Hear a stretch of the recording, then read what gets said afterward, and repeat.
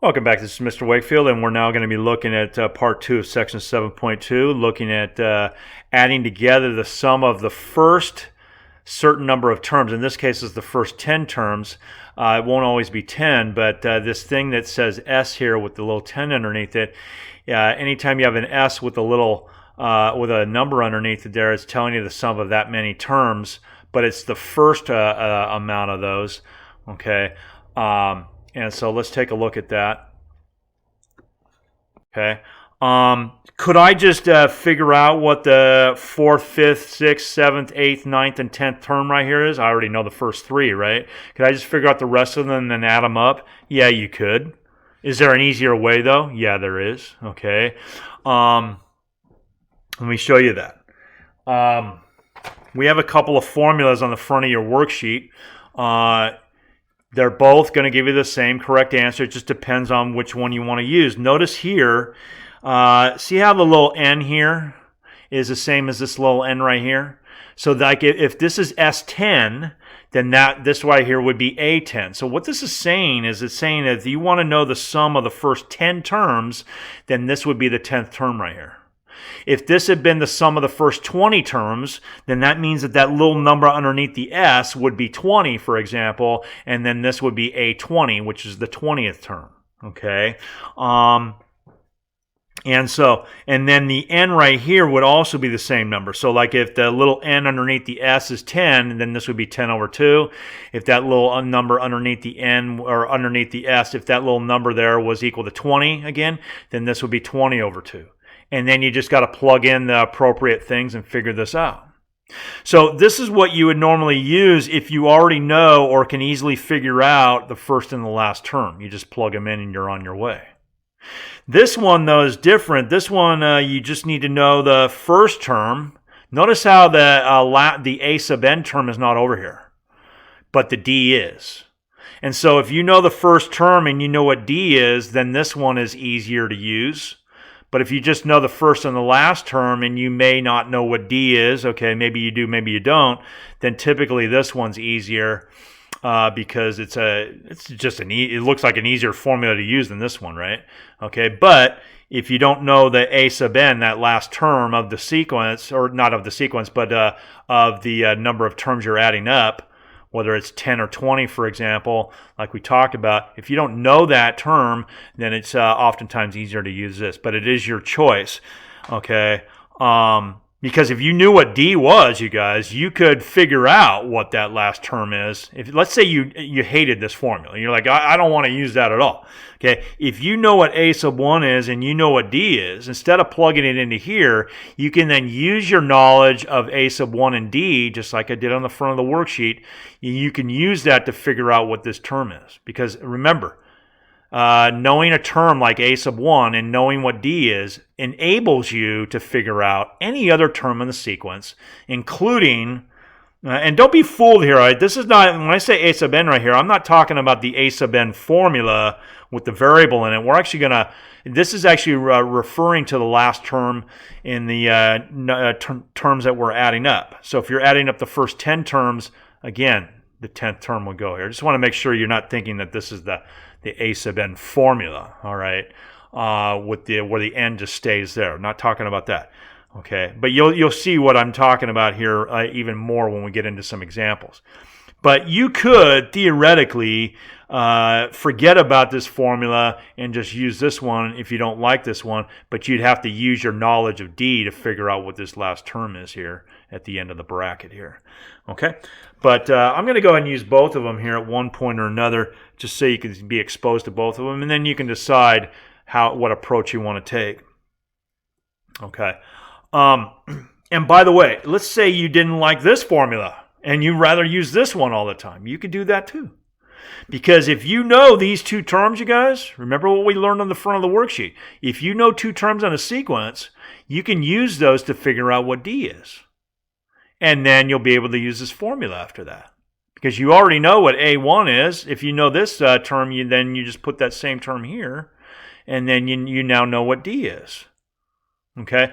And so if you don't want to memorize both of these formulas and use both of these formulas, all right, you can pick one. But I'll show you both here so that you can then pick. Or you can use both if you want. It's up to you. All right, anyway. In this first one here, what do we know? We know the first three terms. So I've got a choice here. I'm gonna go ahead and use the second formula here because I can more easily figure out the D instead of figuring out the A10. Remember, if you're figuring out S10, you guys, then this thing right here at the end of the bracket is A10. Okay, that's the 10th term of the sequence.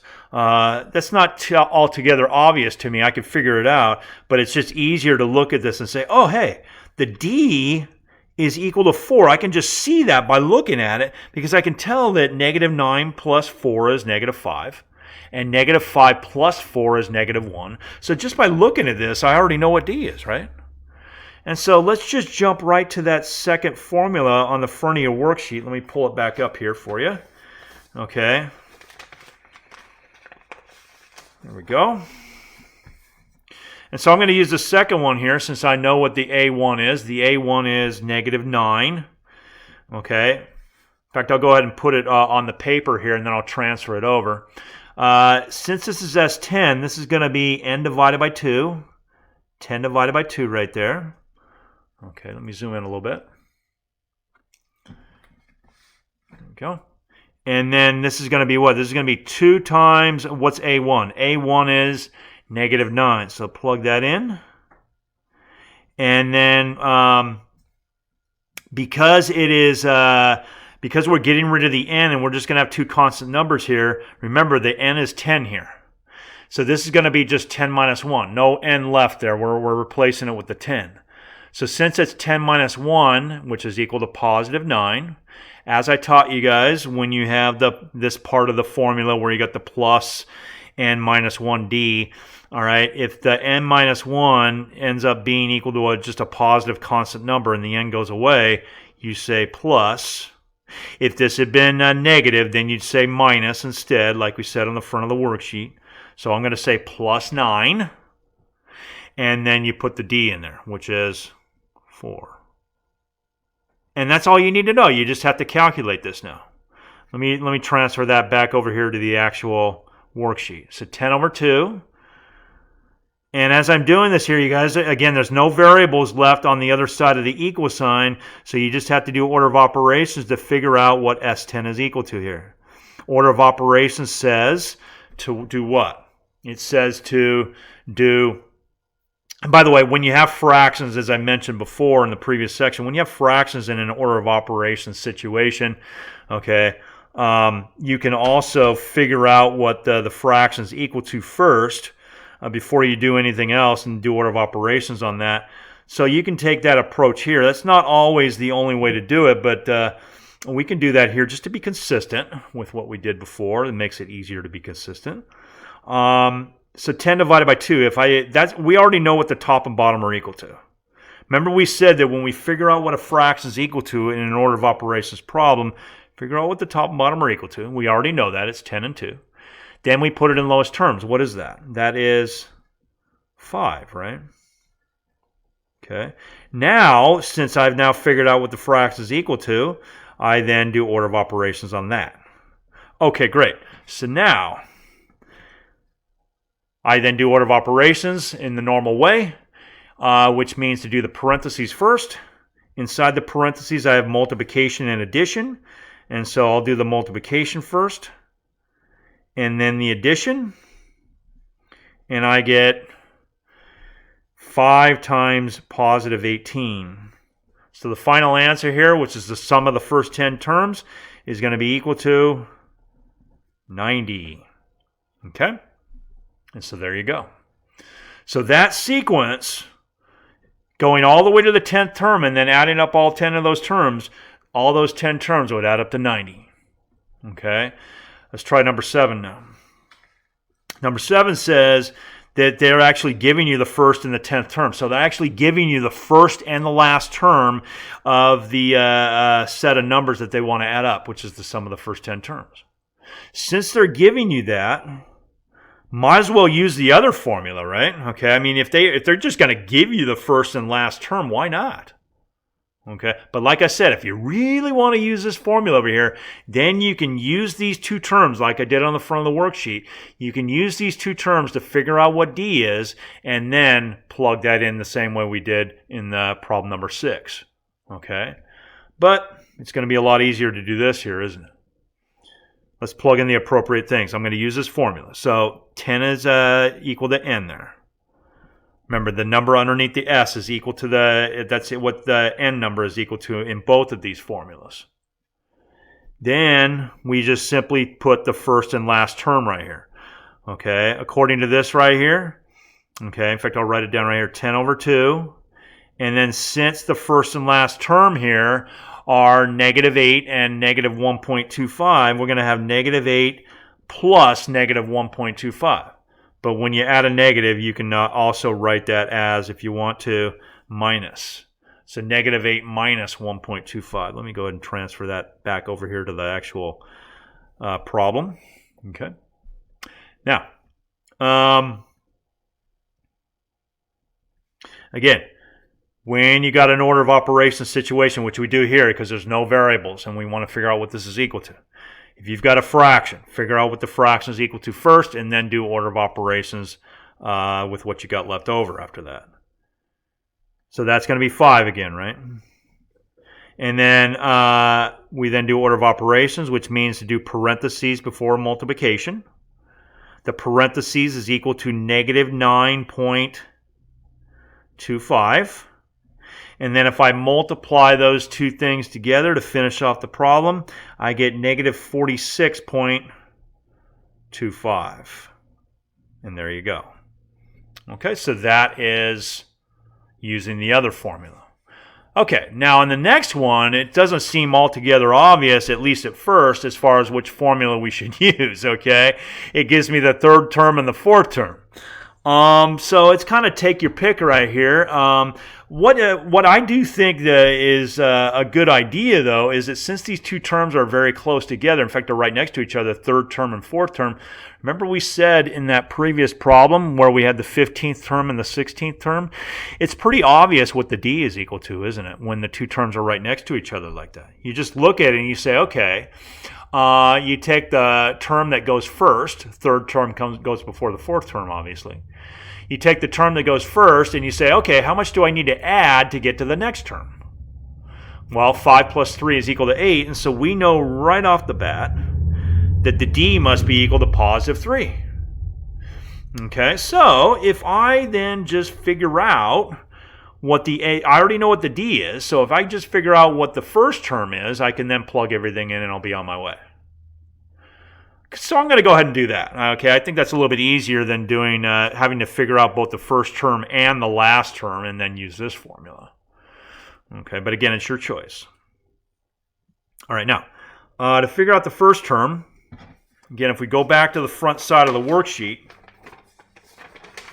okay, there we go. If we go back to the front side of the worksheet, again, we can, to figure out the first term of the sequence, what do? We can use any other term that we know in the problem. We know the third term and the fourth term. So if I use, let's say I use the third term right here. Okay. I use that, let me zoom in there a little bit. There we go. So if I put the first term here and the third term there, 1, 3 means what? That means that this is going to be 1 minus 3, isn't it? A1, A3, 1 minus 3, in that order. 1 minus 3 is equal to negative 2, and so I'm going to say negative 2D, aren't I? Let me write that down. A1, A3, 1 minus 3 is negative 2, so negative 2D. Okay. Then you plug in the D. All right. And you can all go and plug in the A3 as well, so that we can figure out what A1 is. So A3 is 5. Plug in the D as well. And then that allows you then to figure out A1. Okay. So again, that's what we always do, right? When we want to figure out whether it's A sub 8 in the first set of problems we did on the front, A sub 8. or a sub 1. If you want to figure out a specific term, you can then plug in any other term here and then plug in the d over here. All right, we did both of those things. We're on our way. Order of operations says negative 2 times 3 is negative 6. That's plus negative 6, but I can say minus 6 since it's the same thing. And then we got what here? We got negative 1 is equal to a sub 1. Now that I know what a sub 1 is, I can then use what? I can then use this formula right here. I can plug in the a sub 1 right here. I could plug in the d over here. And I'm going to be able to figure this out. So let me go ahead and do that right now. Let me erase off the old thing right here. Okay, so what do we got? We got, zoom out just a little bit here. So I have what here? I know that n is equal to 10 again. All right, so 10 over 2. 10 over 2. I'm using the second formula, so I got that big bracket there. Okay, let me start zooming in here because it's going to get a little bit tight. There we go. Using this formula, I've got 10 over 2, 2 times, and then what did we just figure out was a1? What do I got to plug in there?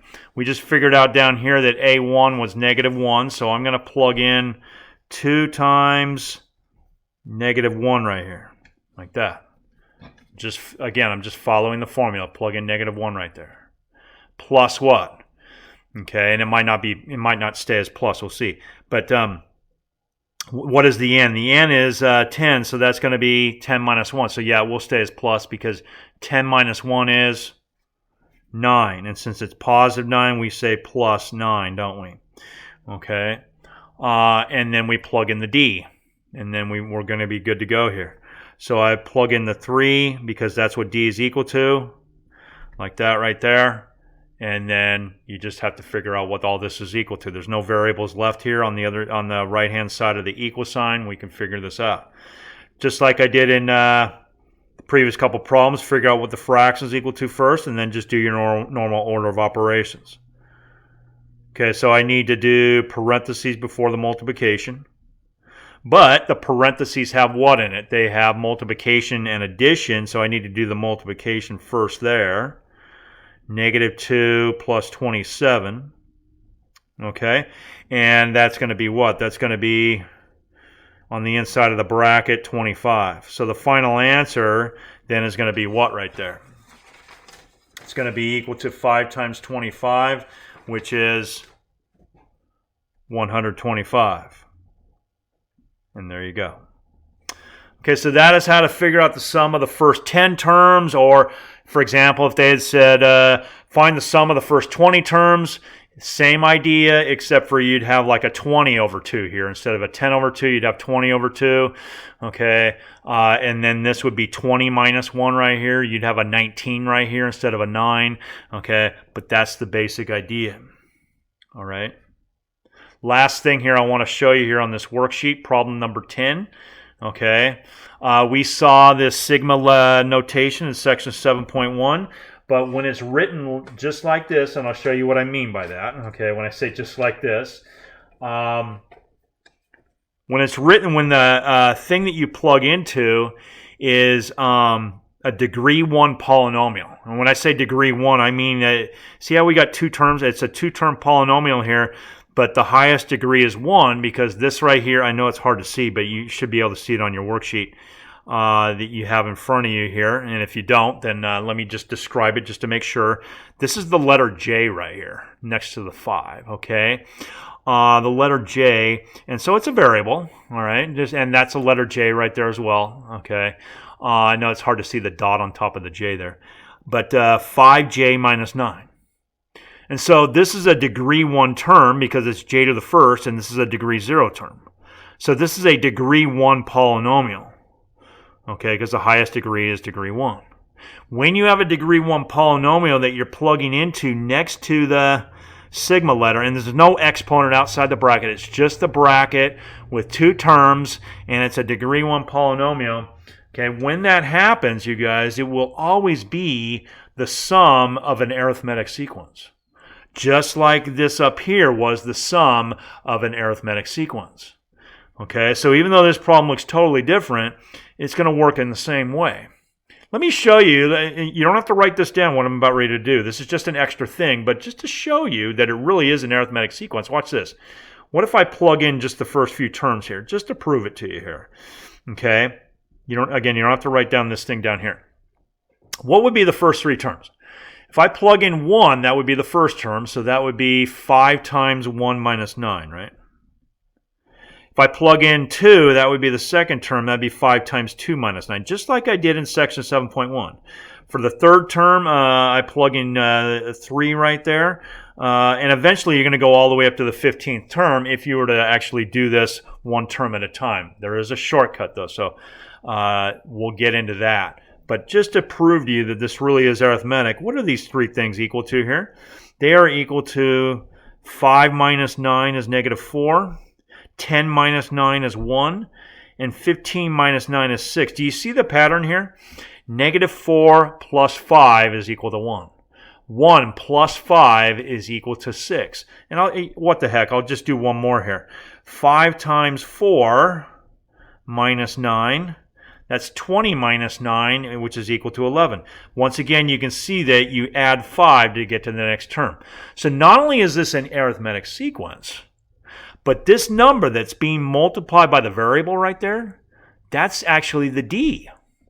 And so that's why I wrote down on your worksheet here, on the front side, that's why I wrote D right there. And then this right here is the variable. I know it says I instead of J, but it means the same thing as the J. It's the variable. Okay, so if you've got a constant times a variable, and then plus, this could be either plus or minus right here with another constant here. And that's what we have in this current problem. We have 5 times the variable plus negative 9. Same thing as minus 9. When you've got that kind of setup, then not only is it an arithmetic sequence that you're adding, but that number that's being multiplied by the variable, that's your common difference. That's your D number. And so that means what? That means that this 5 right here is your D. Okay, and so that's really going to help us here. So what they really want to know, since we're going from 1 to 15, what they really want to know, you guys, is they want to know the sum of the first 15 terms.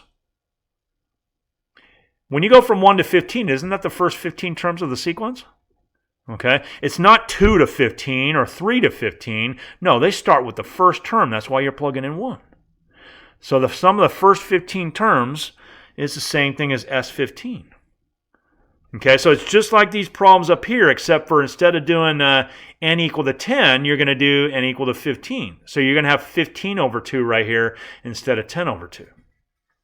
Okay. Now, which formula should I use now that I've determined that I've got this S formula that I need to use? Okay, should I use this one or this one? Well, since I know what D is, and since I know that the first term is equal to negative 4, I found that out already, right? Okay, I know I said you didn't have to write this down, but you do need to at least figure out the first term, though, in order to use this formula, though. You just didn't need to write down all the other ones. Okay, so using that second formula, I'm going to get 15 over 2. And then you plug in the first term, which is negative 4. Bring that on up. Okay, and then, again, I'm just following the second formula over here. And then since it's now, since the n number is now 15, that means that this right here, this part right here, the bracket, that's 15 minus 1.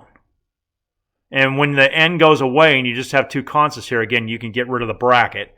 And since it's positive 14, 15 minus 1 is positive 14, you just say plus 14. And then you plug in the D after that, as the formula tells you to do.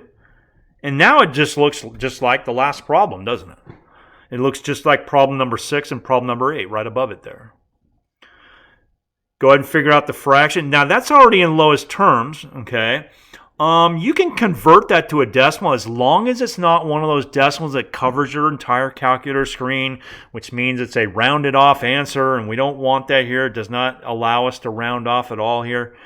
But if you put that in your calculator, that is equal to 7.5. It's a nice little decimal that doesn't cover your whole screen, and therefore it's not rounded off. We can be certain of that because it doesn't cover the whole screen. So if you want, you can say 7.5. If you want, you can also keep it as 15 halves, since that's in lowest terms. It's up to you. You'll get the same answer either way. But then on the inside, we got what here? We got -8. Actually, I'm going a little bit fast here, and we could. All right, I just want to make sure we're doing each step carefully, one at a time. But after we determine what the fraction is equal to, we then do the order of operations after that, and we get -8 plus 70. And then we add those two numbers to figure out what the bracket's equal to. And then what is 7.5, you guys, times 62 on your calculator? Okay, that is going to be equal to 465. Now, that was a lot easier to do it that way than to actually have to figure out what all 15 of these terms are equal to and then to have to actually add them up. Okay, and so that's part of the reason why we have this, have these formulas. But imagine how beneficial these formulas are if this had said, for example, from 1 to 50 or from 1 to 100. Then it really helps, okay? Because you definitely would not want to add up 100 terms, okay? Not to mention the fact you'd have to figure out what those 100 terms were first before you added them up. Okay, so these formulas are beneficial.